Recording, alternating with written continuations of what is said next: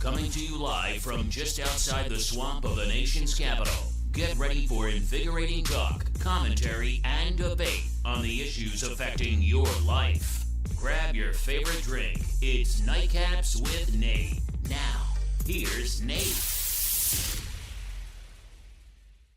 What is going on, everybody?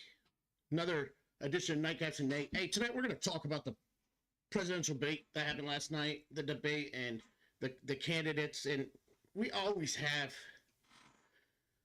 candidates that are just crazy. Yeah, Trump's crazy. But, you know, he gets away with it because he's just so influential. He's over the top. I don't like his Twitter mouth. I mean, I've said that over and over again. I'm not going to beat that down. He's probably going to be the nominee, but these debates may be a little important because if Trump ends up in prison, in jail, which is highly likely, maybe not at the federal level because he'll probably get pardoned, but and maybe even in Georgia where he will probably get pardoned by the Republican governor. But New York could be, you know, that's a Democrat governor. She's not going to pardon him. So there's a chance that he's going to be a convicted felon. And with that being said, if he is a convicted felon, I don't know how electable he is. He's defied all the odds. People love him. And he's actually beating Biden in most polls. So if there's some scenario that may happen. The scenarios that may happen is that Biden just decides not to run. I think he's losing in the polls because his vice president is Kamala Harris and nobody wants her in. I think you have one guy who's running, I think, from Connecticut. You have RFK Jr. I think he's running as an independent. You have Newsom, who says he's not running, but is probably, if Biden drops out, going to be the nominee. Okay, so that leaves us with essentially 4 candidates remaining out of after Trump. DeSantis, who I love policy-wise, probably ruined his chances when he signed a 6-week abortion ban. It wasn't a total ban, but it was a 6-week ban, and I just don't see that going over with the women voters. And if you don't believe me, look at Red Kansas. They defeated any sort of abortion ban. Look at Ohio. Look at all these different states that are red states or lean red, and it's a losing issue, okay? The national abortion ban is a losing issue. The Supreme Court was right. Go to the states, let the states decide. So with them running on a 6-week ban or even a 15-week ban, if I was them, I would say, hey, progressive Europe, up until very recently, had a 15-week ban on abortions. Okay, so I think it's fair. That's the earliest, even with the most modern science, that a child is viable. So Republicans, get rid of your abortion stance, okay? Take that local to your state house and you can do it there, but, you know, and that is what DeSantis did. He did it at the state level, so I get it, all right? But he needs to come out and say, hey, no, I wouldn't do it at the national level. It's a state right issue. That's what we went to the Supreme Court about. They agreed. It is a states' rights issue. And then, well, besides that, he's got great policy. He's just not very good on the stump. He kind of surprised me because he was my early favorite. And then Vivek Ramaswamy came on, and he became my favorite because he sounded like a smart Harvard kid, millennial, saying all the right things, going to the Democrat strongholds like the inner cities and other places. And what does he do? He starts becoming a nut job. I mean, some of the stuff he says it's getting out there. Then you got Chris Christie. Chris Christie was the original Donald Trump before Donald Trump came along as Republican. He was very strong as a governor, took on his state apparatus, but he made some stupid mistakes. One when he closed down that bridge, which cost some people their lives. He was trying to punish somebody, but the bridge from New York to New Jersey was shut down for construction. Not a smart move. And then he got caught out when the beaches were closed. I think it was during Katrina or something. He got caught out there on a private beach sunbathing. Okay, and let's just be real. He's a big boy. I think he's great, but he really has started pandering to especially ABC News, who he works for as a commentator. And that really leads us to Nikki Haley. Now, I'm not going to lie. And I'm not a misogynist, and what I'm going to say may sound sexist, but it's not. However, politically speaking, a lot of women go to the national level, i.e. Cheney, who's going to run, Liz Cheney's going to run out of Wisconsin. They get there and they get really, really squishy. They get really, they get, I don't know what it is, okay? They tend to really lurch left. If you look at the Reagan appointee, she just died, Sandra Day O'Connor. She came as a Reagan appointee and turned out to be one of the most liberal justices on the Supreme Court. So, what does that mean? I like Nikki so far. I think she's got the chops. She was a good governor of Red, South Carolina. She was very popular. She would be a first female president, which would be good for the Republican Party. She is conservative. I want to see that she stays conservative. Let's go through some of this debate, and I'm going to just opine really quickly throughout these highlights, okay, and show you where I think these idiots just kind of shoot themselves in the foot, or they try to go after the front runner, and they violate Reagan's 11th commandment, thou shalt not go after another Republican, but they do it anyways, and I just don't know why they have to do it. Let's go through this, and I'll stop and opine as needed.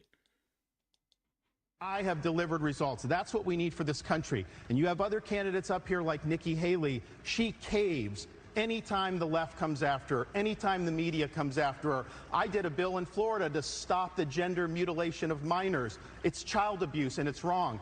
So let's stop there. First, he could have just made his own case. He's the front runner right now. He could have just made his own case. I don't think he had to go after Nikki Haley and say that she caves to the left and caves to the media. I do hate Republicans that cave to the media. Then let's go what he was talking about, gender mutilation of children. If you hear Haley's answer next, I totally agree. Here it goes. She opposes that bill. That is the truth. I never said we have it that. on video. I said that if you have to be 18 to get a tattoo, you should have to be 18 to have anything done to change your gender. You said the law should stay. 100% correct. I am a libertarian. I am not anti-trans. If you want to be trans, that's fine. But with that being said, you have to. I would even go farther than 18. And I'll tell you why. I vape. Okay, saber cigarettes. Even a soldier now, which I think is so dumb, has to be 21 to buy a vape. They can kill people. They can carry. We put life and death situations in hands. But to vape, they have to be 21. To me, it's just all stupid. It's a whole nother debate topic. But if you can't vape until you're 21, maybe you shouldn't be able to get permanent life-altering things done to your 21. Now, I think we should take it all back to 18, including drinking. I think the drinking age should be 18. Yes, the brain's not but if you can vote, if you can fight for your country, you should be able to vape and do what you want to do. If you can get married at 18, that's a lifelong contract. Okay? Let's keep going. Stay out of it. I think the North Star here is transgenderism is a mental health disorder.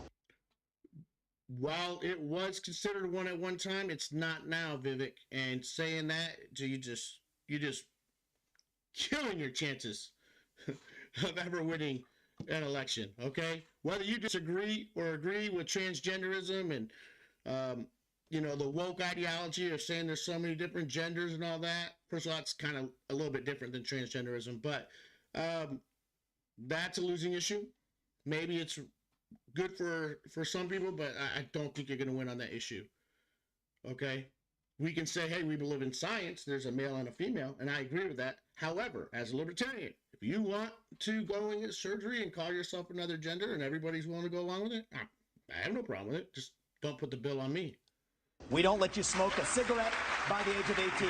We don't let you have an addictive drink of alcohol by the age of 21. We can do the same thing when it comes to banning genital mutilation. Look, we will take support from anybody we can take support from, but I have been a conservative fighter all my life. I was a Tea Party candidate when I became governor. We opposed every single corporate bailout we possibly could. When it comes to these corporate people that want to suddenly support us, we'll take it. Nikki, you were bankrupt when you left the UN. After you left the UN... All right, so here we go. We're going to a new topic.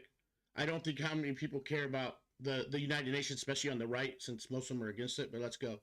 You became a military contractor. You actually started joining service on the board of Boeing, whose back you scratched for a very long time, and then gave foreign multinational speeches like Hillary Clinton is, and now you're a multimillionaire.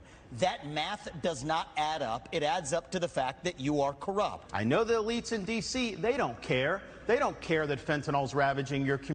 All right, so he's going with the corrupt thing. I disagree. Don't go after another Republican, because guess what? As soon as she's got a better chance of being nominated than him. So it's one thing to debate policy, but when you start calling people corrupt and stuff, unless they're really corrupt, probably not a good idea. Not in your own party. Call Biden corrupt. He's corrupt as hell. You know, and Trump probably is too, if you want to get into to be fair. But Hillary Clinton and Bill Clinton are definitely corrupt. But you go after them, okay? I'm not saying be hypocritical, but what she did is a far cry from corruption, okay? Maybe there's a little quid pro quo. If that's proven, then yeah, she should be prosecuted for it. But there's no base to that. And her being a Republican, believe me, the media has already checked. Unlike Biden or the Clintons, where they just kind of, we're not going to really check. It's never been proven. Well, yeah, because you're not doing your job, media. That has it. Now we're going on to the borders, it looks like. Community. They don't care that illegal aliens are ravaging our community and overwhelming our community.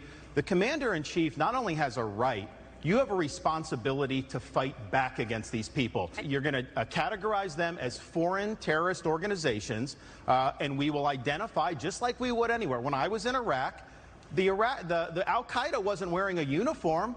You'd see anyone walking down the street, they all had man dresses on. You didn't know if someone had a bomb, an IED attached, or not. But look at where fentanyl came from. But why would you go after somebody's culture? A man dress? Come on. That's like calling them a towel head. It's racist. It's stupid. That's a dumb move, DeSantis. You can make great points like he is until you have to try to be funny. And you're not funny. Let's go to the heart of the matter. It came from China. That's why we need to end all normal trade relations with China until they stop murdering Americans with fentanyl. But this is where Trump went wrong. Trump was good on trade, but that's all he was with China. Because here he allowed fentanyl to continue to come over. He continued to allow them to he would give them technology that would build up their military and hurt us. He allowed the Chinese infiltration for them to buy up farmland, to put money in our universities, and to continue to do things that were harmful for America. Okay. While she may be technically correct there's only so much Trump can do. One was his own doing and stupid Twitter stuff, but come on, Trump was the toughest person I've ever seen on China. Every president, left and right, would say, oh, I'm coming in, we're going to take on China, but none of them did. They didn't have the balls to. Trump was the first one to have the balls to do it. So I take issue with that. I want everybody at home to note that I was the first person to say we need a reasonable peace deal in Ukraine. Now a lot of the neocons are quietly coming along to that position, with the exceptions of Nikki Haley and Joe Biden. Neither of them could even state for you 3 provinces in eastern Ukraine that they want to send our troops to actually fight for. This is a smart, accomplished woman. You should stop. Okay, so there was more that he said, hey, and they didn't show it here, but he said, I'll go get you don't know where Israel and the United States are even on the map, which is stupid. And he's like, I'll go get my 3-year-old kid to show you, Miss Haley, but it was misogynistic and stupid. Insulting. So I'm going to take, Chris, your version of foreign policy experience was closing a bridge from New Jersey to New York. Yeah. After the third debate, when I criticized Ronna McDaniel after 5 failed years of leadership of this party, and criticized Nikki for her corrupt foreign dealings as a military contractor, she said that I have a woman problem. Nikki, I don't have a woman problem. You have a corruption problem. And that is a canned line that they hope, because Reagan did it so effectively, and they hope that would go after and go on and on and on. But, man, dude, you do sound kind of a little misogynistic. I think that's what people need to know. Nikki is corrupt. This is a woman who will send your kids to die. Governor Haley, would you like to respond? No. It's not worth my time to respond to him. You seem to be saying Donald Trump is no longer mentally fit to be president. Is that what you think? The idea that we're going to put someone up there that's almost 80 and there's going to be no effects from that, we all know that that's not true. You're not answering it. You just don't like. You have your thing. You have your thing. They're afraid to offend. And let me tell you something.